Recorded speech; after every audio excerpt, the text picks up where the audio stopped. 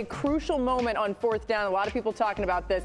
The Lions' win probability by going for it on 4th and 3 was 39.1%, according to ESPN Analytics. If they had attempted the field goal, it was 38.8%. So the numbers say this was basically a coin flip, and Dan Campbell chose to be aggressive, as he's always done. And can you blame him, right? The Lions added 63 points of win probability by going for it on 4th down in their first 19 games of the season. That was the 4th best in the NFL. Obviously, the aggressiveness did not work out in the conference championship. The Lions cost themselves 18 points of win probability with their 4th down decisions on Sunday. Here's Dan Campbell on the decision making. They were bleeding the clock out. That's what they do. And I wanted to get the upper hand back, and it's easy hindsight, and I get it, I get that. But I don't regret those decisions, and that's hard. It's hard because, we didn't come through. It wasn't able to work out. Mina, we lean on you in these situations. Did you like what Campbell did on some of those 4th down decisions? I thought both attempts were defensible. Of course, we always just debate the ones that fail. They kick the field goal at the end of the first half. You remember that? Instead of going for it, that could also be considered a decision. Not one that I disagreed with, to be clear. Our model had them as toss-ups, as you pointed out. We never know what the team's models say. I will say, I didn't realize this in the moment. I only learned later that the kicker, Michael Badgley, was only 50% on his career from 45 to 50 outside. So I'm sure that factored into things as well. That is not a gimme. I do object to a couple of things Campbell did. On those plays, I was surprised that neither of them, they put Jared Goff under center, after he'd been killing them with the boot. In the second one, he was actually an empty, so there wasn't even the threat of a run. That surprised me. And then where I think Campbell deserved far more criticism and really should get the bulk of the attention today, much more so than the 4th down decisions, was running the football on 3rd down at the end of the game.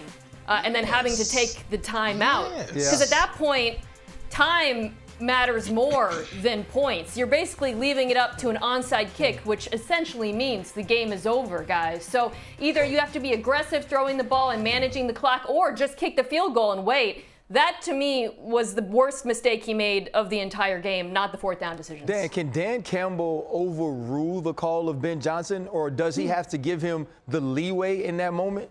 I think you're giving the leeway. He's gotten you there. Here's my pushback on that call. And I know there's, 4th down conversations.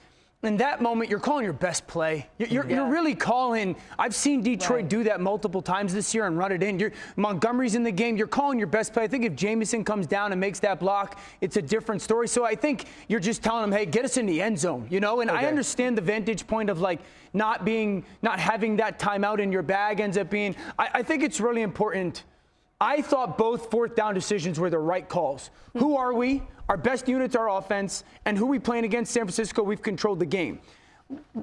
You got to look at what ended up being the cause for that 4th down situation. Both third downs, you sit there and go, credit San Francisco for what they did. Both 3rd down calls were good calls by Ben Johnson, and plays were made by San Francisco. And both 4th down calls, one's a drop, and one Armstead blows the play up. So I think if we take the step back, Dan Campbell, it's not black and white. Dan Campbell's going, who are we best at? Offense or defense? Offense. Who are we playing against? San Francisco. What's their weakest units? Their defense. And I don't want to give their offense the ball back. So I think that's who they are. That's how the game was going, and they were controlling the game. They just didn't make either of those plays. Dan, that's what I talked about, man. The aggression is who they've been, but the point is, the aggression wasn't the problem. It was the execution. Right. That was clearly players not making the plays. And these are plays that we think should be made routinely in the NFL. The other one was the 3rd down that Reynolds dropped on the crosser. That was a critical play in the football game. But the 4th down, especially, and you hate to kind of surmise it in that because you don't want to put it on one player, but that is what Dan Campbell is thinking. And then these missed opportunities. The one to Jahmyr Gibbs, this route here to Sam Laporta. The Detroit Lions left this game saying we handed the San Francisco 49ers a win. Look, I know Brock Purdy was phenomenal, and we talked about it earlier in the show.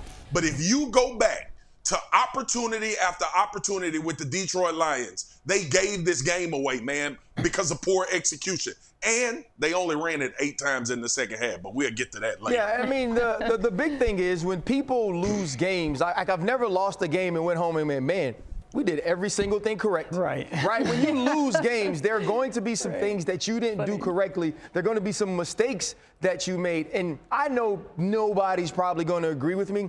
I hated taking some of those early shots. I know on one of the flea flickers, Jamison Williams had an opportunity to catch it. Josh Reynolds was held up because there was some pressure on Jared Goff on the quarterback throwback. Sam Laporta probably had an opportunity with a better throw. I thought the way that they were managing the game early with the runs, also with the smart throws inside the numbers when playing against zone, was such a way to not only burn clock, but continuously move the ball. And I felt like some of those early misses put them behind the sticks. To the points about execution, the Lions had 3 drops on Sunday. That's tied for their most in any game this season.